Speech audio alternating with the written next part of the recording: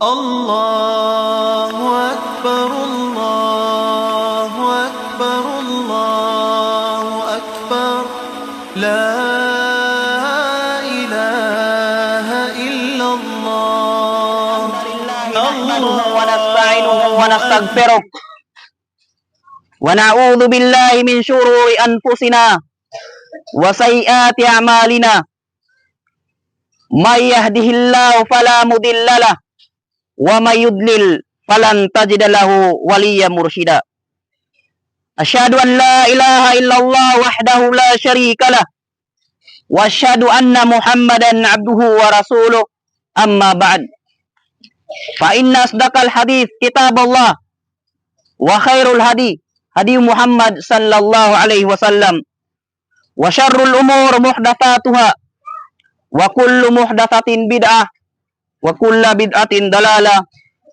وكل ضلالة في النار.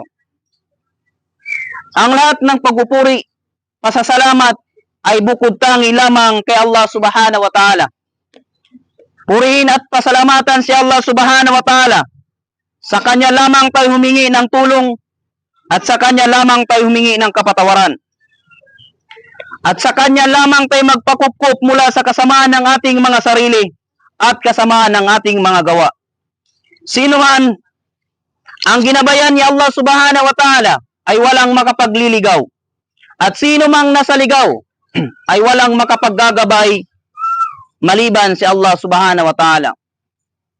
Ako ay sumasaksi na walang karapat-dapat pag-alaya ng pagsamba maliban ang nag-iisa at bugod-tanging Allah Subhanahu wa Ta'ala, ang nag-iisa na walang pangangailangan, ang hindi pinanganak at hindi nanganak at sa Kanya ay walang makakatulad. Ang tigib na maalam na kahit ang karagatan ay gawing tinta at isulat ang kaalaman ni Allah, ang lahat ng mga ito ay mauubos na lamang, ngunit ang kaalaman ni Allah Subhanahu wa Ta'ala ay hindi pa mauubos. At ako ay sumasaksi na si Muhammad, sumakanya nawa ang kapayapaan, habag at papala ni Allah Subhanahu wa Ta'ala ay uling sugo, alipin na pinadala ni Allah Subhanahu wa Ta'ala sa buong santinagpan. Katotohanan, ang tumpak at makatotohanang salita ay ang aklat ni Allah Subhanahu wa Ta'ala, ang Quranul Karim. At ang pinakamainam na gabay ay gabay ni Prophet Muhammad sallallahu alaihi wasallam. At tunay na pinakamasamang gawain ay ang makabagong parahan o gawain ng pagsamba. At ang lahat ng makabagong pamaraan ng pagsamba ay kaligawan. At ang lahat ng kaligawan, ang kasasadlakan, ay ang impernong apoy. Wa na'udhu bin dalik. Ang lahat ng papuri ay para lamang kay Allah Subhanahu wa Ta'ala, na kung saan ginabayan niya tayo sa pananampalatayang ito, mula sa kadiliman patungo sa liwanag, mula sa baluktot patungo sa matuwid na landas. At ito ang ating pananampalataya na andito tayo ngayon, ang Dinul Islam. Ito ang tunay na hindi magagabaya sa riyong Islam, at tunay na hindi tayo magagabayan liban sa paintulot at gabay ni Allah Subhanahu wa Ta'ala. Papuri kay Allah kung saan biniyaan tayo ni Allah Subhanahu wa Ta'ala na matapos natin ang buwan ng Ramadan. Tunay na ito ay napakalaking biyaya, sumpaman kay Allah. Ang maabutan natin ang buwan ng Ramadan na tayo'y malusog, na tayo'y matiwasay, ay isang malaking biyaya. At isa sa mga napakalaki pang biyaya, yung maabutan natin na matapos natin ang buwan ng Ramadan, na tayo ay malusog. Isa sa mga malaking ni'ma na pinagkaloob ni Allah Subhanahu wa Ta'ala sa Kanyang alipin. Sinabi ni Allah Subhanahu wa Ta'ala, purihin niyo ang inyong Panginoon, mga alipin ni Allah, sa pagtatapos ng buwang ito. Na sinabi ni Allah Subhanahu wa Ta'ala sa Kanyang banal na Quran, walitukmilul iddata walitukabbirullaha ala ma hadakum. Na sinabi ni Allah Subhanahu wa Ta'ala, at kumpituhin ninyo ang bilang na araw at dakilain ninyo ang inyong Panginoon, na ginabayan niya kayo upang kayo maging mapapasalamat kay Allah Subhanahu wa Ta'ala. Mga kapatid sa Islam, natapos na nga natin ang bilang na araw. At ngayon, ang araw na ito ay dinadakilan natin si Allah Subhanahu wa Ta'ala. Ang natitira na lamang ay ang pasasalamat natin kay Allah Subhanahu wa Ta'ala. Kahit pasalamatan si Allah Subhanahu wa Ta'ala, saan mang anggulo, anumang posisyon natin, anumang ginagawa natin ay pasalamatan natin si Allah subhanahu wa ta'ala sa pamamagitan ng ating mga dila at sa pamamagitan ng pagsunod sa kanyang mga awamir. Mga alipin ni Allah subhanahu wa ta'ala, totoo nga na napakabilis ng paglipas ng mga araw, tunay na natapos na at lumisa na sa atin ang mabiyayang buwan, ang buwan ng Ramadan. Totoo nga sinabi ni Allah subhanahu wa ta'ala sa banal na Quran, sinabi niya, ayama ma'dudat. Tunay na ang araw ng Ramadan ay mga bilang at limitadong araw lamang. Tapos na ang buwan ng Ramadan. Mga kapatid sa Islam at mga alipin ni Allah subhanahu wa ta'ala, labis at lubos ang pasasalamat natin kay Allah subhanahu wa ta'ala sa araw na ito, sapagkat ibinilang niya tayo sa mga taong binigyan niya ng pagkakataon na makasama sa isa sa pinakasagradong pagtitipon na naibigan ni Allah subhanahu wa ta'ala. Mismong si Allah subhanahu wa ta'ala ang pumili, mga kapatid sa Islam, hindi tao. Hindi ang isang taong may katungkulan ang isang pumili sa araw na ito. Bagkus si Allah subhanahu wa ta'ala ang pumili sa araw na ito, araw na kanyang naibigan, binigyan niya tayo ng buhay upang may sakatuparan natin ang araw na ito ng Idul Fitr. Purihin natin si Allah subhanahu wa ta'ala sa pagpapalang napag-ayunuhan natin sa pinakadakilang buwan sa buong taon, ang buwan ng Ramadan. At siya'y dakilain natin at luwalatiin sa napakainam na pinagpalang araw na ito na kabilang sa kanyang mga tanda. Ang isang mananampalataya, mga kapatid sa Islam, na iniwala kay Allah subhanahu wa ta'ala sa kabilang buhay, ay nalulugod sa araw na ito. Dapat bilang isang mananampalataya, Musliman, lalaki na babae, dapat maging masaya sa araw na ito. Walang dapat maging malungkot. Walang dapat nakasimangot, sapagkat ang araw na ito ay pinagkaloob ni Allah subhanahu wa ta'ala sa atin. Kaya dapat lahat, mabata man, mamatanda man, malalaki, mababae, dapat sa araw na ito lahat tayo ay maging masaya sa pagdiriwang ng ating Idul Fitr. Nalulugod dahil sa kapatawarang igagawad ni Allah subhanahu wa ta'ala sa kanya, ni Allah bilang gantimpala sa kanya pagsusumikap sa mga pagsamba sa buwan ng Ramadan. Subalit kasabay doon, mga kapatid sa Islam, siya rin naman ay nalulungkot sapagkat lumipas na ang napakadakilang araw. Iniwan na tayo ng ating mahalagang bisita. Iniwan na tayo ng dakilang buwan na pinaka inaantay natin sa loob ng isang taon. Iniwan na tayo ng buwan ng Ramadan. Kaya sa halip ng ating pagsasaya, tayo rin naman ay nalulungkot dahil iniwan na tayo ng ating mabiyayang buwan. Na kung saan ang mga salafus saleh, mga alipin ni Allah subhanahu wa ta'ala, ang mga salafus saleh, ang mga taong nauna sa ating, mabubuting tao sa atin, nangangarap sila na sana lahat ng buwan ay katulad ng buwan ng Ramadan. Sa tindi ng biyaya sa buwan ng Ramadan. Ngunit ano pa man, mga kapatid sa Islam, mga alipin ni Allah subhanahu wa ta'ala, napakahalagang malaman natin na isa sa mga palatandaan ng pananampalataya ng isang alipin ni Allah subhanahu wa ta'ala sa kanyang Panginoon ay ang pahalagaan niya at pagandaan ang mga selebrasyong katulad na pinili ni Allah subhanahu wa ta'ala tulad ng araw na ito. Isa sa mga tanda na siya'y mayroong iman, isa sa mga tanda na siya'y mahal niya si Allah subhanahu wa ta'ala, na kapag dumating ang mga selebrasyon sa pananampalatayang Islam, na siya'y masaya. Na sinabi ni Allah subhanahu wa ta'ala, wa may yu'azzim sha'air Allah fa innaha min taqwal qulub. Na sinabi ni Allah, sino mang dakilain niya ang tanda ni Allah, ay katotohanan iyon ay bahagi ng pagkatakot niya kay Allah subhanahu wa ta'ala.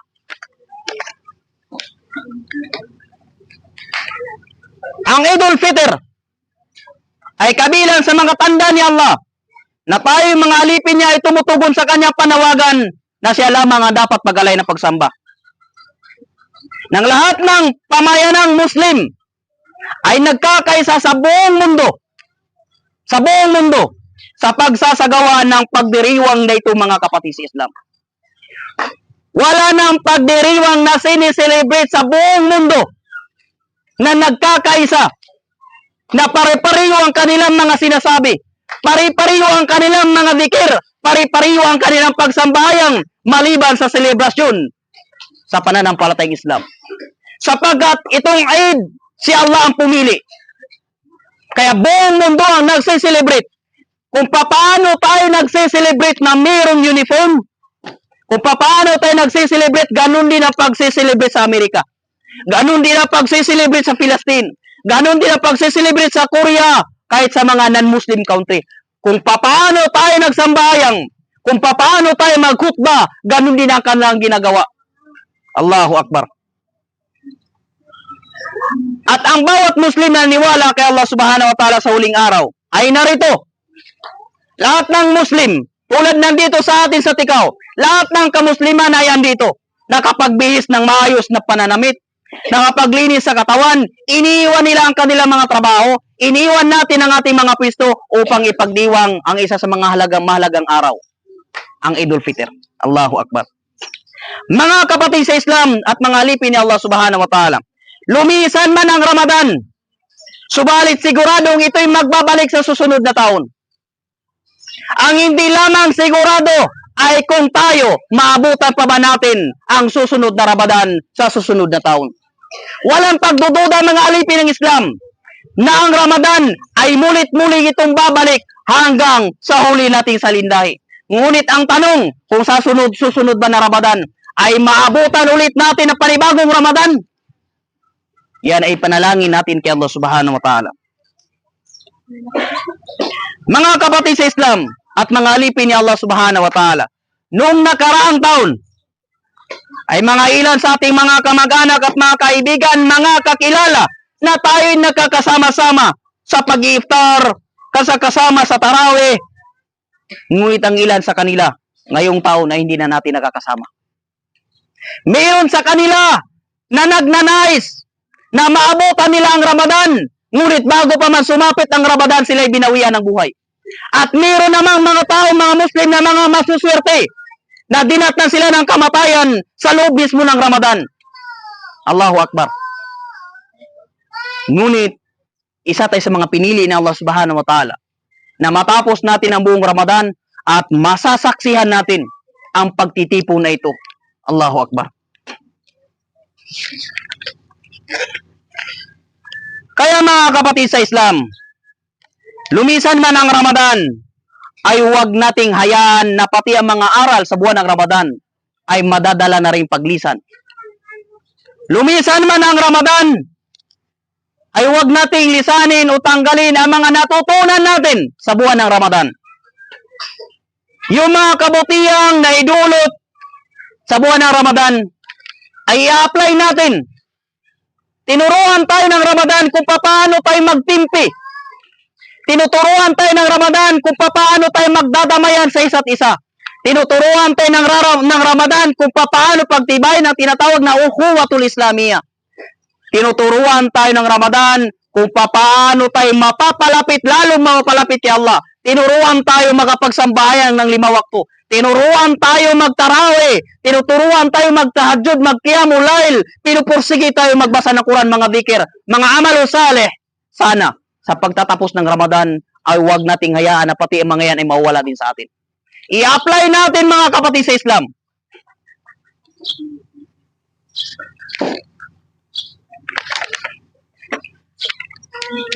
Mga kapatid sa Islam at mga alipin ni Allah subhanahu wa ta'ala,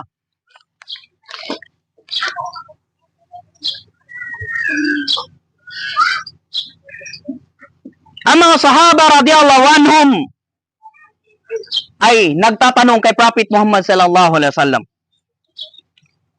ukol sa mga paraan ng kaligtasan sa mundong ito. At ganoon naman ang mga sahaba.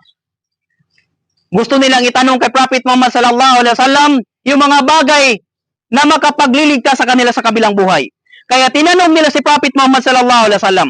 Isa sa mga sahabi na tinanong si Prophet Muhammad sallallahu alaihi wasallam, dumating kay Prophet Muhammad sallallahu alaihi wasallam at siya nagtanong. Sabi niya, "Ya Rasulullah, ituro mo sa akin ang isang bagay na akin itong pangahawakan ng mahigpit." Ibig sabihin, isang gawain na salita na akin itong pangahawakan na kung saan andito ang kaligtasan at tagumpay. Sagot ni Prophet Muhammad sallallahu alaihi wasallam, Qul Rabbi Allah. Qul Rabbi Allah. Sabihin mo na ang iyong Panginoon ay si Allah subhanahu wa ta'ala. Ibig sabihin, nararapat na yung panghawakan ng kaisahan ni Allah subhanahu wa ta'ala yung tinatawag na tauhid. At sumamba lamang sa Kanya na walang pagtambal. Thumma istaqim. At pagkatapos ikaw ay manatili sa pagkatuwid. Pagkatapos mong maniwala kay Allah subhanahu wa ta'ala, magpakatuwid ka. Huwag kang magpakabaluktot. Magpakatuwid ka. Ibig sabihin, manatili ka sa tuwid na landas hanggang sa iyong makaharap si Allah subhanahu wa ta'ala. Ang pagsamba, mga kapatid sa Islam, ay hindi lamang sa buwan ng Ramadan. Ang pagsamba ay hindi lamang sa buwan ng Ramadan. Ang pagsamba ay hindi nagtatapos sa buwan ng Ramadan. Ang Panginoon ng buwan ng Ramadan ay siya rin namang Panginoon sa buong buwan, sa buong taon. Tandaan natin, ang Panginoon ng Ramadan ay siya rin namang Panginoon sa buong buwan. Kaya ang ibada, ang iyong pagsasala, ang iyong paglilikir, ang iyong pagbabasa ng Quran, ay di lamang exclusive sa buong buwan ng Ramadan. Dahil si Allah, Panginoon siya sa lahat ng buwan. Panginoon siya ng buwan ng Syawal. Panginoon siya sa lahat ng buwan. Kaya hindi lamang dapat tumigil ang paggawa natin ng kabutihan o ibada o amal saleh sa buwan ng Ramadan.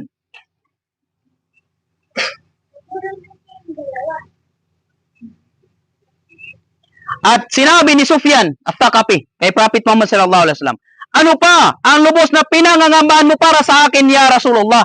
Ibig sabihin, yung mga bagay na kinatatakutan mo para sa akin, na siya makakasira sa akin at makakapahamak. Ano sinabi ni Prophet Muhammad sallallahu alaihi wasallam? Fa'akhadha bilisani nafsihi thumma qala hadha. Subhanallah. At sinabi ni Prophet Muhammad sallallahu alaihi wasallam, at ginawa ni Prophet Muhammad, nilabas niya ang kanyang dila. At kanyang sinabi, ito. Nilabas niya ang kanyang dila at sinabi niya kay Sufyan at Thaqafi, ito ang makakapahamak o makakasira sa iyo. Subhanallah. Kung pinangangambahan para sa iyo ang dila ay maaring maging dahilan ng kaligtasan ng tao o di kay maaring dahilan ng kapahamakan ng tao. Iilan na ba sa mga mag-asawa ang naghiwalay ng dahil lamang sa dila? Ng dahil lamang sa masamang salita? Iilan sa mga matalik na kaibigan na nag-aaway ng dahil lamang sa masamang salita ng ating mga dila? Ang dila walang buto, ngunit mga kapatid sa Islam, kapag ito'y nakatama, ay mas matalas pa sa espada. Iilan na ba sa mga magkakapatid ang nag-aaway ng dahil lamang sa masamang talas ng ating mga dila? Kaya nga totoo, sinabi ni Prophet Muhammad sallallahu alaihi wasallam, kapag ang iyong dila ay hindi mo ginagamit sa ibada, hindi mo ginagamit sa pagsamba kay Allah subhanahu wa ta'ala, yan ang makakapahamak sa iyo. Lalo na sa mga kababaihan. Nung si Prophet Muhammad sallallahu alaihi wasallam, nung siya maraming na nakita niya maraming makapasok sa impyerno ay ang mga kababaihan. Ano ang dahilan? Isa doon sa binanggit ni Prophet Muhammad sallallahu alaihi wasallam, nang dahil sa kanilang mga dila. Nang dahil sa kanilang mga dila, kapag hindi natin inayos ang ating dila at hindi natin inaalinsunod ang ating dila ayon sa turo ng Islam, katotohanan, ito'y kapapahamak sa atin. Ilan namang mga jamaah ang mga nababalitaan natin na sila'y nagaway-away at nagkaroon ng cause ng fitna nang dahil sa mga matalas na dila. Allahu Akbar.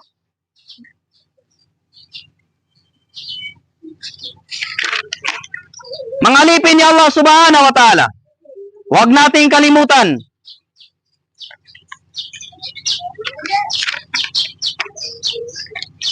o mga kapatid sa Islam, lalo na sa mga kababayan, matakot kayo kay Allah subhanahu wa ta'ala ng tunay na pagkatakot. Pangalagaan ninyo ang inyong mga hijab at ang inyong mga sala at inyong sundin ang inyong mga asawa at nararapat sa inyong pangalagaan ang inyong mga anak sa Islamikong pamamaraan Dahil dito ang siyang susi upang kayo makapasok sa surga ni Allah subhanahu wa ta'ala. Sinabi ni Prophet Muhammad sallallahu alaihi wasallam, madali lamang makapasok ang babae sa paraiso kapag ang limang ito ay magagawa niya. Sinabi ni Prophet Muhammad sallallahu alaihi wasallam, "Idza sallatil mar'a khamsaha wa samat shahraha wa hafidat farjaha wa ata'at zawjaha qila laha dukhuli jannata ayyul babi syi'ta." Allahu akbar. Kapag nagawa mo ang mga katangiang ito, papasukin ka ni Allah subhanahu wa ta'ala sa anumang uri ng pintuan ng paraiso. Tingnan mo. Magkakapasok ka kahit sa mang pinto ng paraiso. Una, kapag nagawa mo, napapangalagaan mo ang pagsambayang ng 5 wakto. Napapangalagaan natin ang sambayan ng 5 wakto. Ikay nag-ayon sa buwan ng Ramadan. At pinapangalagaan mo ang iyong dignidad, ang iyong aura. Hindi mo nilalantad ang iyong aura. Wapaat zawza, at sumunod ka sa iyong asawa. Qila laha udkhuli al-jannah ayyul abwabi syi'ta. Pumasok ka, sabi ni Allah, pumasok ka sa paraiso kahit saan mang pintuan. Sumunod ka lang sa iyong asawa. Yung mga nabanggit mga kapatid sa Islam. Subhanallah. Bakit? Kasi ang pagsunod ng mga kababaihan sa kanilang mga asawa ay ibada. Pagsamba kay Allah subhanahu wa ta'ala. Sabi pa nga ng ating mga ulama, kapag nagpanagpo ang dalawang utos ng iyong magulang at utos ng iyong asawa, sundin mo ang iyong asawa. Sabi pa ni Prophet Muhammad sallallahu alaihi wasallam, kung papahintulutan ko na ang kapwa-tao ay yumuko sa kanyang kapwa-lilikha o kapwa-tao, inutusan ko ang mga babae na yumuko sa kanilang mga asawa. Allahu Akbar. Kaya mga alipin ni Allah subhanahu wa ta'ala at mga kapatid sa larangan ng pananampalatay ng Islam. Lalo na sa mga kababaihan, katakutan si Allah subhanahu wa ta'ala ng tunay na pagkatakot.